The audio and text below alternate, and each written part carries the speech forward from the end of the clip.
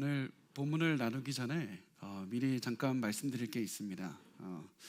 제가 보통 설교를 전할 때 그 설교하는 말씀의 본문은 한 2주 정도 전에 결정이 됩니다. 제가 본문을 결정할 때 그냥 제가 원하는 것, 제가 기분이 좋았던 것, 제 마음에 감동이 들었던 것을 전하는 것이 아니라 하나님께 어떤 것을 전해야 됩니까? 그렇게 묻고 기도하는 마음으로 우리 성도분들에게 하나님께서 무슨 말씀을 하고 싶으실까? 그것을 항상 고민하는 마음으로 설교할 본문을 구합니다. 그리고 그 본문에 대해서 묵상하고 또 여러 가지 생각을 하면서 기도하고 연구하고 그러다가 내가 원하는 말을 하는 것이 아니라 그 본문이 말씀하시는 내용만을 전하고 거기서 딱 멈추려고 항상 노력을 하고 있습니다. 왜 그러냐면 제가 본문을 이용해서 제가 하고 싶은 얘기를 하기가 너무 쉽기 때문입니다. 성경을 이용해서 내가 원하는 얘기를 사람들에게 하고 싶을 때가 너무나도 사실은 저도 인간인지라 있고, 그래서 제가 항상 하나님께 구하는 것은 이 본문의 내용만을 하나님께 듣고 연구한 다음에 성도들에게 전하게 해달라고 항상 기도하는 마음으로 준비를 합니다. 제가 보통 이런 말씀을 안 드리는데 제가 오늘 이 말씀을 드리는 이유가 있습니다. 오늘 본문의 말씀이 굉장히 특별하고 특이하기 때문입니다.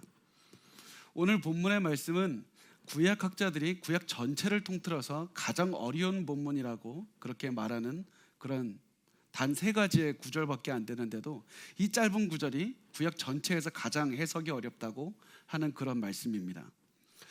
왜냐하면 이 말씀이 갑자기 어떠한 힌트도 없이 갑자기 등장했다가 굉장히 짧게 그렇게 이 장면을 묘사하고 갑자기 사라지기 때문입니다.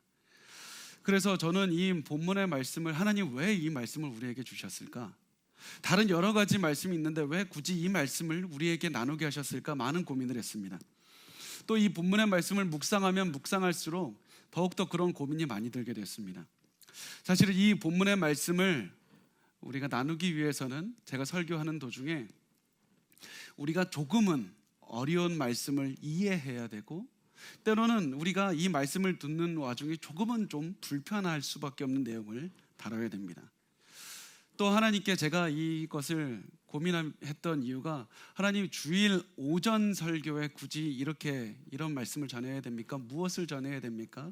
그렇게 많이 고민을 하는 내용도 들어갔습니다. 제가 이렇게 말씀을 고민하고 묵상하며 기도하다가 하나님께서 주신 것은 이겁니다. 결국에서는 말씀을 충실하게 전하는 것밖에 없다. 말씀을 충실하게 전하는 것밖에 없다. 하나님께서 저에게 주신 사명은 다른 무엇인가가 아닙니다. 하나님의 말씀을 있는 그대로 말씀을 드리고 그 말씀이 역사하는 것을 제 눈으로 보는 것밖에 없습니다. 제가 하나님께서 저에게 맡겨주신 사명이 말씀을 더 듣기 쉽고 듣기 좋고 더 사람들이 좋아할 만하게 이렇게 꾸민 다음에 사람들에게 이것 좀 받아들여 달라고 얘기하는 것은 저의 사명이 아닙니다. 저의 사명은 하나님께서 저에게 말씀해 주신 대로 그것을 성도들에게 전하고 그 성도들에게 전한 것을 가지고 나는 안 될 것 같았는데 하나님의 말씀이 그 능력이 성도들 사이에서 역사하는 것을 그냥 보는 것이 저의 사명입니다. 그래서 오늘은 그 말씀을 가지고 있는 그대로 전하려고 합니다. 그리고 그 말씀을 가졌을 때 여러분도 그것을 가지고 하나님께서 알려주신 것을 가지고 살아가시는 그런 사명을 가지고 우리가 오늘 말씀을 들었으면 좋겠습니다. 자, 우리가 오늘 그 본문의 말씀을 나누기 전에 본문 말씀 전에 어떤 일이 있었는지 한번 우리가 우선 살펴보겠습니다. 하나님께서는 우리가 잘 아는 말씀입니다. 그 모세가 있을 때 모세를 찾아가시는 장면으로부터 시작을 합니다. 모세가 이집트에서 사람을 죽였고 그것으로 인해서 도망가서 살고 있을 때 하나님께서는 모세를 찾아가셨습니다. 그리고 모세에게 말씀하십니다. 내가 이스라엘 백성들을 구하기 위해서 내가 너를 선택해놓으라. 내가 너를 보내겠다. 그러니까 너는 이제 이 이스라엘 백성들이 있는 이집트로 가서 내 백성을 구해오라. 이렇게 말씀을 하셨습니다. 그런데 모세는 이 말을 듣고 하나님, 나한테는 능력이 없습니다. 나한테는 그런 능력이 없습니다. 이렇게 이야기를 합니다. 자, 출애굽기 3장 10절에서 11절 말씀 우리 같이 한번 읽어보겠습니다. 이제 내가 너를 바로에게 보내어 너에게 내 백성 이스라엘 자손을 애굽에서 인도하여 내게 하리라. 모세가 하나님께 아뢰되 내가 누구이기에 바로에게 가며 이스라엘 자손을 애굽에서 인도하여 내리니까. 이 모습을 보고 많은 사람이 이렇게 생각합니다. 모세가 하나님께서 시키셨으면 그대로 내가 알겠습니다, 아멘 하고 가야 될 텐데 하나님 나 못합니다. 그런 모습을 보고 모세가 죄를 짓고 있다, 모세가 굉장히 교만한 모습이다, 이렇게 이야기를 합니다. 그런데 우리가 이 말씀을 좀 더 이해할 필요가 있습니다. 모세가 살았던 문화도 우리나라와 굉장히 비슷한 문화가 있습니다. 그 중에 하나가 무엇이냐면, 우리도 그런 장면이 있지 않습니까? 만약에 여러분에게 누군가 굉장히 높은 지위를 이야기를 하면서 그쪽을 맡아주십시오라고 하면 우리가 보통 내가 할 수 있습니다라고 맡기보다는 제가 잘 못하겠습니다, 나는 그런 능력이 없습니다, 그것이 굳이 위선이나 가식이라기보다는 내가 오히려 겸손한 마음으로 말을 하는 것이 우리나라의 문화입니다. 그 문화가 모세 시대에도 있었습니다. 하나님께서 모세에게 너 이스라엘 백성을 구할 엄청난 그런 일을 너에게 맡기겠다 했을 때 모세가 제일 처음에 했던 것은 겸손의 표현이었습니다. 하나님, 저 할 수 없습니다. 하나님, 저에겐 그런 능력이 없습니다. 하나님, 저에게는 이런 한 민족을 이끌 만한 그런 위치에 설 만한 사람이 아닙니다. 하나님, 저는 할 수 없습니다. 그것이 너무나도 겸손의 모습이었기 때문에 하나님께서는 아무리 제가 못한다고 해도 화를 내지 않으시고 오히려 할 수 있다고 격려하시고 기적도 보여주시고 계속해서 하나님께서 이끄셨습니다. 그런데 문제가 생기기 시작합니다. 그 문제가 출애굽기 4장 13절에서 시작이 됩니다. 우리 같이 읽어보겠습니다. 시작. 모세가 이르되 오 주여, 보낼 만한 자를 보내소서. 이 말이 여기서부터 굉장히 잘못돼 가기 시작합니다. 이 말은 쉽게 말하면, 요즘 말로 하면 이겁니다. 하나님, 제가 정중하게 말씀드리겠습니다. 저 안 됩니다. 나 싫습니다. 다른 사람 보내십시오. 나에게는 능력이 없고 나는 하고 싶지도 않습니다. 다른 사람 보내십시오. 나는 안 합니다. 여기서 겸손의 모습이 아니라 한 걸음 더 가서 하나님, 나는 사양하겠습니다, 나는 하고 싶지 않습니다, 이런 이야기가 나오게 됩니다.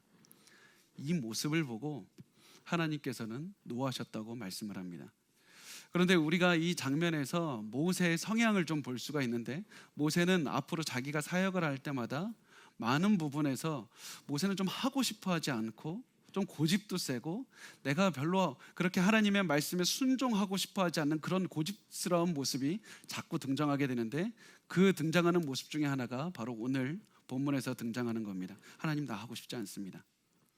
그리고 이 모습을 보시고 하나님께서 노하셨고, 모세는 어쩔 수 없이 하나님의 말씀에 알겠습니다, 순종하겠다고 말하고 집으로 돌아갑니다. 모세는 이제 집으로 돌아간 다음에 지금까지 자신을 돌봐주었던 장인 이드로에게 갔습니다.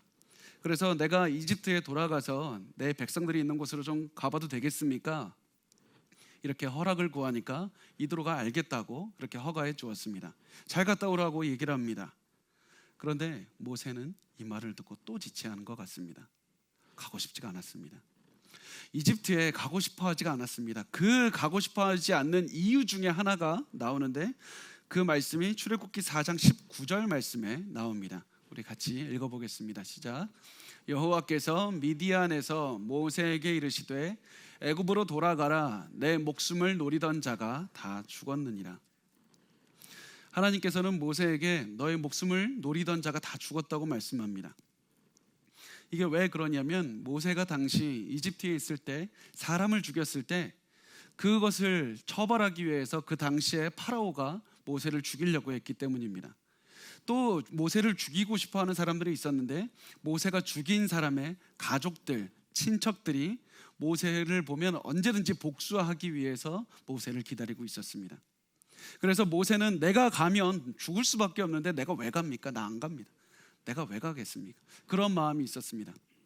그래서 모세가 계속해서 지체하니까 하나님께서는 모세를 찾아가셔서 그 사람들이 다 죽었다, 이렇게 말씀합니다. 그 당시 상황으로 보면 아마 이랬던 것 같습니다. 파라오가 그 이집트에서는 그 새로운 파라오가 등극을 하면 그 전에 있던 파라오 밑에서 저지른 모든 그런 범죄들을 사면해 주는 그런 관습들이 종종 있었습니다. 그래서 이 새로운 파라오가 등장하면서 그 전에 있었던 모든 범죄들, 모세 것까지 포함한 모든 범죄까지 사면해 준 것 같습니다. 그리고 모세를 죽이려고 했던 그 사람들의 가족들까지도 다 이제 나이가 들어서 죽게 된 것 같습니다. 그래서 하나님께서는 너의 죄도 사면이 됐고 너를 죽이려고 했던 사람들도 다 이제 죽었으니까 걱정하지 말고 이집트로 돌아가라, 이렇게 말씀하셨습니다. 그럼에도 불구하고 모세는 여전히 가고 싶어 하지 않았습니다. 그렇지만 어쩔 수 없이 하나님의 명령을 받았기 때문에 순종하는 마음으로 이집트로 가족들을 데리고 한 걸음씩 가게 됩니다. 이때 하나님께서 모세에게 굉장히 중요한 말씀을 하십니다. 출애굽기 4장 22절과 23절 말씀을 우리 같이 읽어보겠습니다. 시작. 너는 바로에게 이르기를 여호와의 말씀에 이스라엘은 내 아들 내 장자라. 내가 내게 이르기를 내 아들을 보내주어 나를 섬기게 하라 하여도 내가 보내주기를 거절하니 내가 내 아들 내 장자를 죽이리라 하셨다 하라 하시니라. 하나님께서는 모세에게 너가 이집트로 가게 되면 파라오를 만나게 될 것이다. 그 파라오를 만나면 이렇게 말해라. 이스라엘은 나의 장자인 백성이니까 너는 이들을 보내주라. 그렇게 말하라. 그렇지만 그렇게 이야기를 해도 파라오는 듣지 않고 거부할 것이다. 너는 그때 파라오에게 가서 이렇게 얘기해라. 너는 나의 장자 하나님의 장자를 놓아주지 않았으니 내가 하나님께서 너의 장자를 죽이리라. 이렇게 꼭 전하라. 이렇게 말씀하셨습니다. 자, 우리가 한번 생각을 해보겠습니다. 하나님께서 이렇게 시키셨습니다. 그러면 다음에 나와야 되는 장면이 뭡니까? 하나님께서 너 파라오를 만나면 이렇게 전해라, 이렇게까지 말씀하신 다음에 곧바로 나와야 되는 당연한 장면은 모세가 이집트에 도착하였도다, 아니면 모세가 아론을 만났다, 아니 무슨 일이 있다는 것을 얘기를 했는데 우리가 도저히 상상할 수 없고 기대하지 못한 장면이 그대로 등장합니다. 우리가 그 말씀을 한번 읽어보겠습니다. 출애굽기 4장 24절 말씀입니다. 우리 같이 읽겠습니다. 모세가 길을 가다가 숙소에 있을 때 여호와께서 그를 만나사 그를 죽이려 하신지라. 하나님께서 모세가 이집트로 가고 있는데 그를 만나사 그를 죽이려 하신지라. 갑자기 죽인다는 말씀이 나옵니다. 도대체 무슨 말씀입니까? 왜 갑자기 이럽니까? 겨우 모세가 마음을 잡고 이집트로 가고 있는데 왜 갑자기 죽인다는 말씀이 나옵니까? 하나님께서 왜 이렇게 하셨을까요? 우리가 보통 이 말씀을 읽고 이렇게 생각합니다. 모세를 만나사 그래서 모세를 죽이려고 하셨다. 그런데 성경을 보면 자세하게 보십시오. 모세를 만나서 모세를 죽이려고 하셨던 말씀이 나오지 않습니다. 성경은 일부러 모세라는 이름이 아니라 그를 만나사 그를 죽이려고 하셨다고 나옵니다. 그가 도대체 누굴까요? 그 남자가 도대체 누굴까요? 하나님은 그 남자가 도대체 누구이고 그 남자가 무엇을 했길래 그 남자를 죽이려고 하셨다고 이렇게 말씀을 할까요? 그 질문에 대한 힌트가 나오는데 출애굽기 4장 26절 말씀에 나옵니다. 우리 같이 읽어보겠습니다. 시작. 여호와께서 그를 놓아 주시니라. 그때 십보라가 피 남편이라 함은 할례 때문이었더라. 바로 문제가 할례였습니다. 문제가 할례였습니다. 모세 가정에 어떠한 남자가 할례를 받지 않았는데 그것 때문에 하나님께서 할례 받지 않은 그 남자를 죽이려고 하셨던 겁니다. 모세가 잘 가고 있는데 갑자기 할례 받지 않은 그 남자를 죽이려고 합니다. 그리고 그 할례 받지 않은 남자가 누구냐? 그 할례 받지 않은 남자는 모세의 장자 첫째 아들이었습니다. 모세의 첫째 아들은 할례를 받지 않았습니다. 모세의 장자가 바로 할례를 받지 않았다는 것, 그것이 문제였습니다. 그래서 하나님께서는 많은 사람들이 생각하듯이 모세를 죽이려고 했던 것이 아니라 모세의 장자를 죽이려고 했습니다. 그런데 갑자기 왜 할례가 여기서 왜 나옵니까? 아니 하나님께서 지금까지 아무 말 없지 않았습니까? 하나님께서 왜 아무 말 없다가 모세가 잘 돌아가고 있는데 모세의 가정에 장자를 죽이겠다, 그가 할례를 받지 않았기 때문에 내가 그를 죽이겠다, 이렇게 말씀하시는 이유가 도대체 뭡니까? 자, 우리가 그 이유를 이 본문이 아니라 이 할례가 시작된 아브라함 시대로 한번 가보겠습니다. 창세기 17장 13절과 14절 말씀을 우리 같이 한번 읽어보겠습니다. 시작. 너희 집에서 난 자든지 너희 돈으로 산 자든지 할례를 받아야 하리니 이에 내 언약이 너희 살에 있어 영원한 언약이 되려니와 할례를 받지 아니한 남자 곧 그 포피를 베지 아니한 자는 백성 중에서 끊어지리니 그가 내 언약을 배반하였음이니라.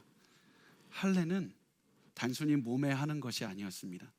할례는 하나님과 아브라함 사이에 맺은 언약의 상징이었습니다. 할례는 단순히 아브라함과 하나님과 맺은 언약의 상징일 뿐 아니라 하나님께서는 그 언약을 상징을 바로 그 자손들에게까지 대대로 갖고 있어라. 대대로 갖고 있어야지 된다. 그래야지 너희들이 그 몸에 있는 상징을 보고 내가 하나님의 그 언약을 갖고 있다는 것으로 내가 받아들이겠다. 너희가 그 선택했다는, 하나님께서 자녀들을 선택했다는 표시로 그들의 몸에 할례를 받으라고 말씀을 하셨습니다. 그래서 이 할례를 받은 자마다 하나님의 언약을 가진 상징을 표현하는 것이라고 말씀을 하셨습니다. 할례를 받은 자가 하나님의 아들이었습니다. 그리고 하나님께서 이스라엘을 구하려고 하셨던 것도 바로 이 언약 때문이었습니다. 하나님께서 갑자기 이스라엘이 갑자기 싫으셨는데 갑자기 좋아하는 마음이 생겨서, 변덕이 생겨서 갑자기 좋아하는 마음이 들어서 갑자기 이스라엘을 구원하겠다는 것이 아니라 하나님께서 아브라함과 맺은 이 언약 때문에 이스라엘을 구해내겠다고 말씀하신 것이었습니다. 그래서 하나님께서는 이 출애굽기 2장 24절에 이렇게 말씀합니다. 우리 같이 읽어보겠습니다. 하나님이 그들의 고통 소리를 들으시고 하나님이 아브라함과 이삭과 야곱에게 세운 그의 언약을 기억하사, 하나님은 아브라함과 맺은 언약을 기억하셔서 이스라엘을 구원하겠다고 말씀하셨던 겁니다. 하나님은 아브라함의 후손들의 몸에 새겨져 있는 그 언약의 상징을 보고 이스라엘을 구해내겠다고 말씀하셨던 겁니다. 그래서 하나님께서는 이스라엘을 구해내기 위해서 모세를 보내셨던 겁니다. 하나님께서는 이스라엘의 그 몸에 있는 할례의 상징을 보고 이는 내 장자다. 그래서 내가 너를 구해내리라. 그런데 파라오가 너는 내 장자를 보내지 않았으니까 내가 너의 장자를 치리라. 이렇게 말씀하셨던 겁니다. 그래서 할례를 받는 것 너무나도 중요했습니다. 할례는 너무나도 중요한 상징이었습니다. 그런데 이 모세가 그것을 너무나도 잘 알고 있었던 사람이, 이스라엘의 리더로 선택이 돼서 이스라엘을 구원하기 위해 하나님의 도구로 삼았던 그 사람이 이제 가는데 가장 중요한 것이 무엇입니까? 자기의 아들을 할례하지 않았습니다. 하나님께서 이것을 모르는 사람이 아님에도 불구하고, 하나님께서 이 할례가 중요한 것을 너무나도 잘 아는 그런 사람임에도 불구하고 하나님께서 시키셨는데 그 이스라엘의 리더로 삼으신 자가 자기 아들을 할례하지 않습니다. 하나님의 언약을 받은 사람이라면 너무나도 기본적인 것을 하지 않았습니다. 그래서 하나님의 언약을 전하고 하나님의 언약을 가진 백성을 구하러 가는 모세 자신이 바로 가장 기본적인 것, 가장 중요한 것을 간과했고 하나님을 무시한 것이었습니다. 그래서 하나님께서는 진노하셨고, 그래서 하나님께서는 모세의 첫째 아들을 죽이려고 하셨습니다. 그런데 이 상황을 보면 모세도 할 말은 있었습니다. 나름대로 할 말이 있었습니다. 왜냐하면 모세의 아들은 나름대로 할례를 받았기 때문이었습니다. 모세의 아들도 할례를 아예 안 받은 것이 아닙니다. 나름대로 할례를 받았습니다. 이게 무슨 얘기냐 하면, 당시 이집트 사람들도 할례를 했습니다. 다만 이스라엘 사람들은 아예 그 포피를 아예 제거를 했는데 이집트 사람들은 그 끝부분만 조금 제거를 했습니다. 그래서 이 할례를 하는 방식 자체가 달랐습니다. 그래서 이 이집트 사람들도 할례를 했기 때문에, 왜 이렇게 할례를 했냐면 이 할례를 하는 순간 풍요, 다산, 더 많은 애를 낳게 해달라는 그런 상징으로 신에게, 자기들이 믿는 신에게 그렇게 기도하는 마음으로 할례를 했던 것이었습니다. 그래서 다른 나라, 다른 민족들이 했던 할례들은 그 당시에 많은 민족이 할례를 했지만 대부분의, 거의 대다수의 경우에 이들은 다산과 풍요를 상징하는 할례를 이렇게 몸에서 새겼던 것이었습니다. 그리고 그랬기 때문에 보통 결혼하기 직전에 할례를 했던 것이었습니다. 모세도 이집트에서 나고 자라면서 이집트 공주의 아들로 자라면서 아마 할례를 받았을 겁니다. 그런데 이집트식의 할례를 받았을 겁니다. 그리고 이 사람이 미디안 제사장의 딸과 결혼하기 전에 아마 완전한 할례를 한 것 같습니다. 그래서 모세는 완전한 할례를 가지고 있었지만 아들은 이집트식으로 그냥 했던 것 같습니다. 이집트식으로 그렇게 한 것을 보면서 모세가 하나님께 얘기할 수 있었습니다. 하나님, 나도 나름대로 할례하지 않았습니까? 나름대로 하지 않았습니까? 아예 안 한 것이 아닙니다. 하나님, 내가 나름대로 하지 않았습니까? 근데 왜 하나님은 이렇게 진노하십니까? 왜 그러십니까? 이 방법은 하나님께서 원하신 방법이 아니었습니다. 모든 것을 제거하라고 하셨는데 하나님께서 이 모든 것을 제거하라는 명령을 듣지 않고 모세는 조금만 자기의 나름대로, 내 방식대로, 나의 나름대로, 나의 노력으로만 했던 것이었습니다. 그래서 하나님께서는 이 모습을 보고 굉장히 싫어하셨습니다. 하나님께서는 이것을 보고 이집트의 수치라고 나중에 부르실 만큼 굉장히 싫어하셨습니다.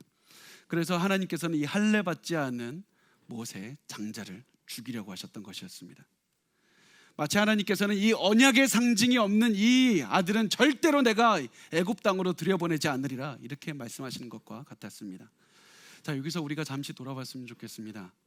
우리는 혹시 모세의 마음으로 살아가고 있지는 않습니까?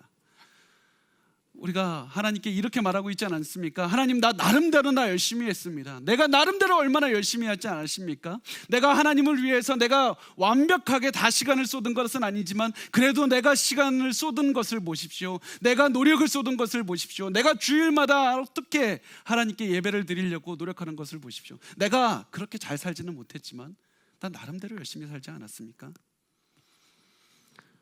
저 세상 사람들보다는 그래도 내가 좀 더 낫지 않습니까? 이렇게 말하고 있지는 않은지 한번 돌아봤으면 좋겠습니다. 여러분, 하나님께서는 우리에게 이렇게 말씀하십니다. 너가 나름대로 하는 것이 중요한 것이 아니라 너의 마음 전부를 다오. 너의 인생 전부를 다오. 너의 삶 전부를 나에게 다오. 너가 지금 어느 정도 나름대로 하는 것이 중요한 것이 아니라 하나님께서 너의 마음 전부를 원하시고 우리의 삶 전부를 원하신다는 사실을 반드시 기억하셨으면 좋겠습니다. 여러분, 하나님이 우리가 그냥 시간이 나서 하나님께 나름대로 드리면 하나님께서 그 준 것을 감사하시는 분이 아닙니다. 하나님께서는 우리가 조금 시간을 내고 조금 힘을 내서 노력했다고 하나님께서 고맙다고, 그래 너의 노력에 참 고맙다 이렇게 말씀하시는 분이 아닙니다. 하나님은 우리가 노력을 하건 노력하지 않건, 우리가 하나님께 헌신하건 헌신하지 않건 하나님의 뜻을 이루어 가시는 분입니다. 우리 마태복음 3장 9절 말씀을 한번 읽어볼까요? 같이 읽겠습니다. 속으로 아브라함이 우리 조상이라고 생각하지 말라. 내가 너희에게 이르노니 하나님이 능히 이 돌들로도 아브라함의 자손이 되게 하시리라. 누가복음 19장 40절 말씀 같이 읽겠습니다. 시작. 대답하여 이르시되 내가 너희에게 말하노니 만일 이 사람들이 침묵하면 돌들이 소리 지르리라 하시니라. 하나님께서는 우리가 하나님께 헌신하지 않고 하나님께 전부를 드리지 않더라도 하나님은 우리와 상관없이 돌들을 들어서라도 하나님의 뜻을 이루어 가시는 분입니다. 하나님은 우리에게 도움이 필요하다고 요청하시는 분이 아닙니다. 그래서 하나님께서 우리를 부르셨을 때는 오히려 그것이 우리에게 힘든 길이 아니라 하나님의 선물이고 하나님의 은혜입니다. 그래서 하나님께서는 우리가 하나님께서 부르셨을 때 하나님은 우리의 전부를 원하시고 우리가 하고 싶지 않습니다. 그렇게 하다 보니까 가장 중요한 너무나도 간단한 자식의 할례까지도 그냥 지나쳐버렸던 그런 모세의 모습이 아니라 하나님 하고 싶습니다.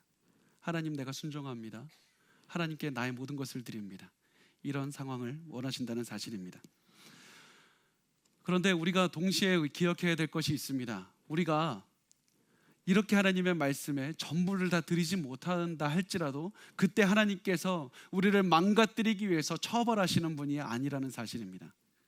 하나님께서는 우리가 때로는 잘못되었을 때, 우리가 잘못 살아가고 있을 때 우리를 때로는 질책하시고 징계하실 때도 있습니다.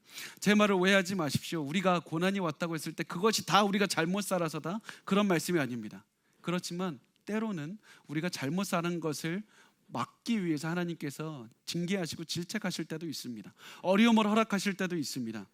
그렇지만 우리가 기억해야 될 것은 하나님께서 우리를 징계하시는 것이 우리를 망하라고, 우리를 무너뜨리기 위해서 징계하시는 것이 아니라 우리에게 깨달음을 주기 위해서 징계하신다는 사실입니다.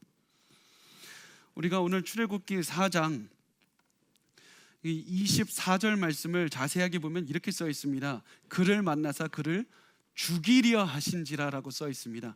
죽이려 하신지라. 하나님께서 만약에 이 모세의 장자를 죽이겠다고 마음을 먹으셨으면 그냥 당장에 죽이셨을 겁니다. 그냥 당장에 죽이셨을 것이지만 하나님께서는 죽이려 하신지라. 이 말씀을 통해서 너가 내 말을 듣고 돌이키면 내가 이 아이를 살려주겠다. 내 말을 듣고 돌이키라. 하나님께서는 이 모세의 장자 게르솜을 죽이려고만 하셨던 겁니다.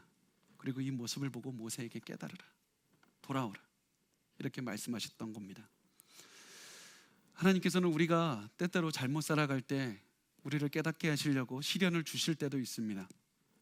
그러나 하나님께서 우리를 망가뜨리기를 원하셨다면 우리를 당장 죄를 지었을 때 지옥으로 다 보내버렸을 겁니다. 그렇지만 하나님께서는 그러지 않으시고 우리의 시련을 통해서 우리가 잘못 살고 있는 것이 혹시 있는지 돌아보게 하십니다. 왜냐하면 하나님의 목적은 쳐버린 목적이 아니라 그것을 통해서 우리를 좋은 길로 인도해 주시는 것이 목적이기 때문입니다. 그래서 우리의 삶에서 고난이 찾아왔을 때 우리의 삶에 혹시 잘못된 것은 없는지 한번 돌아봤으면 항상 좋겠습니다. 그것이 제가 항상 하는 겁니다. 내 삶에 고난이 찾아왔을 때 저는 항상 생각하는 게 혹시 이 모든 것이 내가 잘못했기 때문에 고난이 찾아오는 것은 항상 그런 것은 아니지만 고난이 찾아왔을 때 혹시 내가 잘못한 것은 없는가? 내가 바꿀 것은 없는가? 그래서 혹시 제가 바꿀 것이 있다면 저는 다시 돌이키고 그것을 반복하지 않기 위해서 살아갑니다. 여러분, 우리도 그랬으면 좋겠습니다. 여러분의 삶에서 고난이 찾아왔을 때 혹시라도 내 삶에서 하나님께서 깨닫기를 원하시는 건 없는지 돌아보셨으면 좋겠습니다. 자, 우리가 계속 말씀을 보겠습니다. 하나님께서 게르솜을 죽이려고 하셨을 때 아마 게르솜은 굉장히 아팠을 겁니다. 그 아이가 너무나도 아픈 것을 보고 그 아이의 어머니 그리고 모세 아내인 십보라가 그것을 보다가 아마 하나님께서 이 여인에게 어떠한 방법으로 깨닫게 해주셨던 것 같습니다. 이 아이가 왜 아프다, 할례를 받지 않아서 이 아이가 아픈 것이다, 하나님의 방법으로 알려주신 것 같습니다. 그 방법이 성경에 쓰여 있지 않아서 우리가 정확하게 말씀을 드릴 수는 없지만 하나님께서 십보라에게 가르쳐 주신 것 같습니다. 그렇게 해서 가르쳐 주셨습니다. 그런데 이 십보라가 당장에 그래서 이 아이가 죽기 전에 할례를 빨리 해야 되겠는데 남편을 기다릴 시간이 없습니다. 모세가 옆에 없습니다. 남편을 기다리기에는 너무 시간을 지체할 수가 없어서 자기가 직접 할례를 시행하게 됩니다. 원래 할례는 남자가 가장이 시작해야 되는 건데 도저히 지체할 수가 없어서 십보라가 직접 행하게 됐습니다. 왜 그러냐면 십보라도 미디안 제사장의 딸이었다는 사실을 기억하시기 바랍니다. 미디안 족속도 다 이 할례를 행하는 족속이었습니다. 그때 이 미디안 족속이 할례를 행하는 그런 자기 아버지 그 제사장을 보고 아마 이 사람은 자라났을 겁니다. 그래서 할례를 어떻게 행하는 것이 옳은지, 할례를 행하는 의식이라든지 모든 것을 알고 있었을 겁니다. 그래서 이 모든 것을 알고 있는 십보라는 빠르게 움직이기 시작합니다. 그래서 출애굽기 4장 25절 말씀 우리 같이 읽어보겠습니다. 시작. 십보라가 돌칼을 가져다가 그의 아들의 포피를 베어 그의 발에 갖다 대며 이르되 당신은 참으로 내게 피 남편이로다 하니. 자, 십보라가 부싯돌로 이렇게 날카롭게 간 다음에 아들의 포피를 다 완전히 제거했습니다. 그 다음에 이 말씀이 이렇게 써 있습니다. 그의 아들의 포피를 베어 그의 발에 갖다 댔다. 포피를 그의 아이의 발에 갖다 댔다고 써 있는데 이 발은 성경에서 보면 그 남성의 성기를 상징하는 그런 말로 쓰일 때가 굉장히 많습니다. 그래서 여기에서 그 아이의 발에 갖다 댔다기보다는 아이의 그 성기에 갖다 댄 것으로 보는 것이 옳습니다. 그래서 그 아이의 포피를 잘라낸 것을 아이의 성기에 갖다 대면서 이 아들의 성기에 갖다 대면서 이렇게 얘기를 한 겁니다. 나의 피 남편이라 이렇게 말했는데 이것을 히브리 말로 말하면 이겁니다.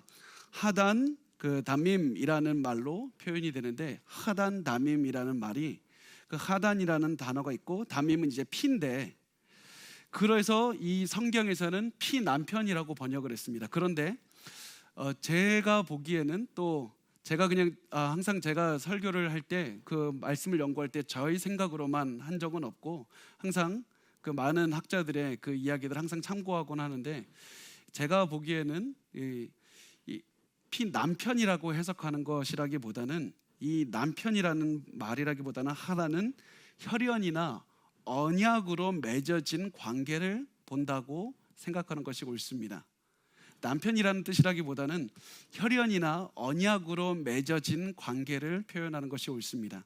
그래서 피와 혈연으로 언약으로 맺어진 관계, 이 두 단어를 얘기한 겁니다. 그래서 피 남편이로다 이 얘기를 한 것이라기보다는 이 십보라가 자기 아들의 성기에 이것을 갖다 대면서 얘기하는 것이 당신이 내 남편이다 이 얘기가 아니라 이제 너와 나는 언약으로 피의 언약으로 맺어진 관계다 이 얘기를 하는 겁니다.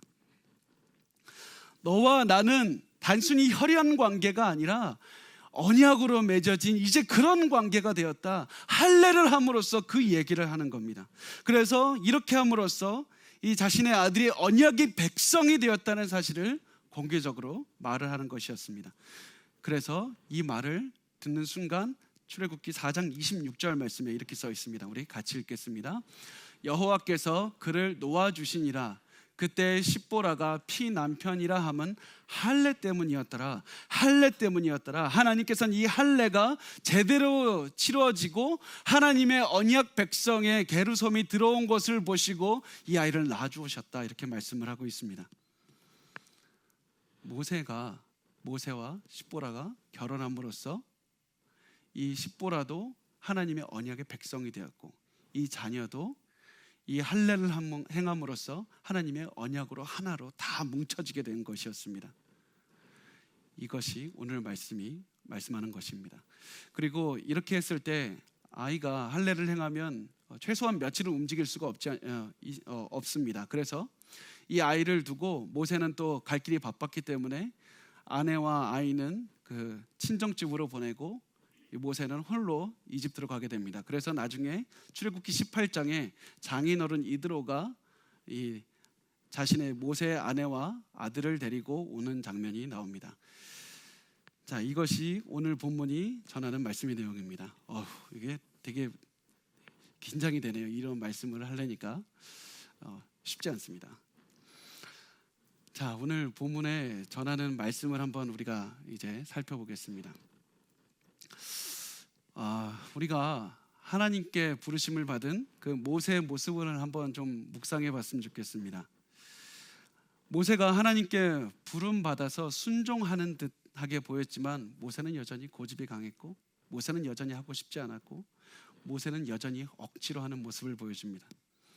억지로 했기 때문에 당연히 했어야 되는 아들의 할례도 하지 않은 그런 모습을 보여줍니다. 이것 때문에 하나님께서는 이 하나님의 부르심을 받은 리더가 당연히 해야 되는 것들을 놓치고 살아가게 된 것을 보게 됩니다. 우리 마음속에 우리의 삶 속에서 모세의 모습은 없습니까? 우리는 하나님께 어떤 모습으로 살아가고 있습니까? 한번 돌아봅시다. 하나님, 내가 이 정도 순종하면 되는 건 아닙니까? 하나님, 내가 이 정도 했으면 되지 않습니까? 하나님, 나에게 무엇을 더 바라십니까? 내가 이 정도, 하나님, 내가 싫었는데 가는 것조차 하나님, 내가 이 정도 하면 대단히 많이 한 것 아닙니까? 하나님, 내가 이 정도 순종했으면 되는 것 아닙니까? 내가 하나님을 섬기다가 이 정도 고난당했고, 내가 하나님 섬기다가 이 정도로 시간을 뺏겼고, 내가 하나님을 섬기다가 이 정도로 내가 마음이 아팠으면 그걸로 된 것 아닙니까? 그런데 여러분, 우리가 기억하셨으면 좋겠습니다.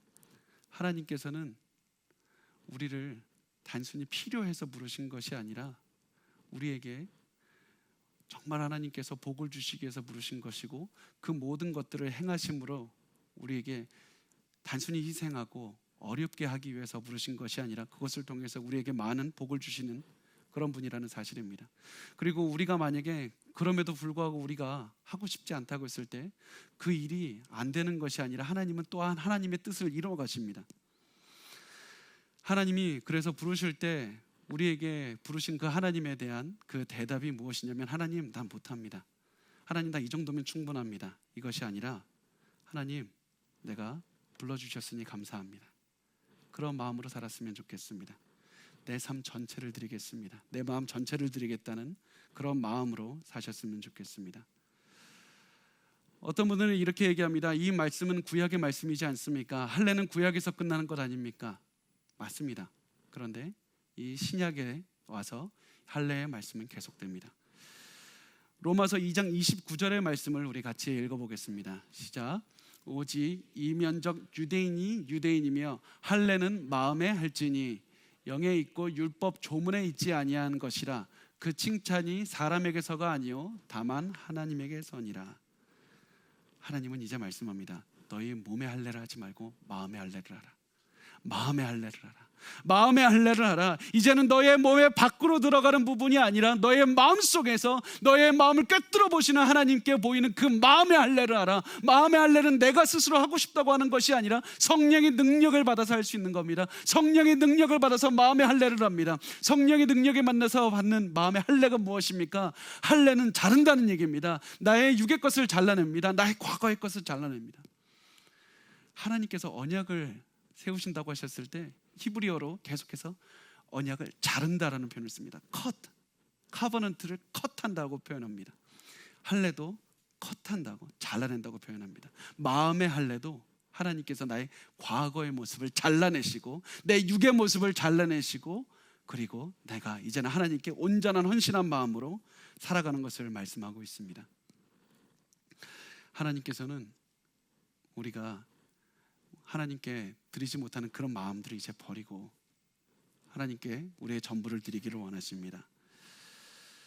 하나님은 우리의 전부를 원하십니다.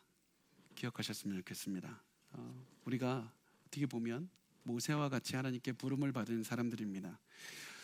저는 하나님께 이 목회자로 부르심을 받아서 이 자리에 있고, 여러분은 각자 사업장으로 부르심을 받았고, 가정으로 부르심을 받았고, 또 직장으로 부르심을 받았습니다. 이때 하나님께서는 여러분에게 그냥 나름대로 하지 말고 하나님께 전부를 다해서 섬기라고 말씀을 합니다. 단순히 주일에 1시간 와서 예배 드리는 시간, 하나님 내가 이거 드렸으면 됐지 않습니까? 이것이 아니라 하나님께서는 이 시간뿐만 아니라 너가 아침에 일어나면서부터 잠자기까지 그 모든 시간을 나에게 다오. 하루에 일주일에 7일을 나에게 주고 24시간을 나에게 다오. 나는 너의 전부를 원한다고 말씀하시는 그 하나님과 같이 동행했으면 좋겠습니다. 그리고 그렇게 나누면서 하나님, 내가 나름대로 최선을 다해서 노력했습니다, 이것이 아니라 우리가 지난번에 나눴던 것처럼 이 말씀을, 이 고백을 하나님께 했으면 좋겠습니다. 누가복음 17장 10절 말씀입니다. 우리 같이 읽겠습니다. 이와 같이 너희도 명령받은 것을 다 행한 후에 이르기를 우리는 무익한 종이라 우리가 하여야 할 일을 한 것뿐이라 할지니라. 하나님 불러주셔서 감사합니다. 이 마음으로 하나님께 아무리 힘들어도, 사람들이 우리를 아무리 힘들게 해도 우리의 마음 전부를 드리면서 우리 살았으면 좋겠습니다. 우리의 가정의 사명, 사업의 사명, 교회의 사명, 우리의 모든 사명들을 그렇게 감당했으면 좋겠습니다. 자, 이제 우리가 2020년이 거의 다 지나갔습니다. 참 2020년을 볼 때 여러분 참 수고하셨습니다. 너무 어려우셨을 겁니다. 여러분을 위해서 기도하면서 참 눈물을 흘리면서 기도한 적 참 많습니다. 너무 수고하셨습니다. 재정적으로 어려웠던 것뿐만 아니라 참 여러 가지, 어떻게 이렇게 2020년은 힘들었는지, 많은 분들이 이 한 해를 지워버리고 싶다고, 내 인생에서 지워버리고 싶다고 이렇게까지 고백할 정도로 굉장히 힘든 한 해였습니다. 하나님께서 여러분의 그 모든 수고를 다 받으실 겁니다. 그런데 우리가 2020년에 너무 수고하셨지만 그럼에도 불구하고 내가 2020년 한 해를 돌아봤을 때, 야, 내가 이거는 하지 말걸, 야, 내가 이 삶만은 내가 후회한다, 그런 것이 있다면 단호하게 자르셨으면 좋겠습니다. 단호하게 옛사람을, 단호하게 나의 육적인 모습을 잘라내버리고 이제는 내가 하나님께 온전한 마음으로 전심을 드리면서 살았으면 좋겠습니다. 그렇게 우리가 하루하루 살아갈 때, 여러분 1년 후에 오늘 이 자리에서 2020년 11월 오늘 하루를 바라본다고 생각해 보십시오. 우리가 하나님께 전부를 드렸더니 하나님께서 나를 이렇게 인도해 주셨습니다. 이런 간증이 넘쳐나는 오늘 하루를 보내실 줄 믿습니다. 그래서 우리 너무 힘들지만 그럼에도 불구하고 여전히 우리가 하나님께 마음을 드리며 그렇게 하루하루를 살아갔으면 좋겠습니다. 그렇게 살아갔을 때 하나님께서 여러분의 삶에 엄청난 기적으로 채워주실 겁니다. 자, 우리 같이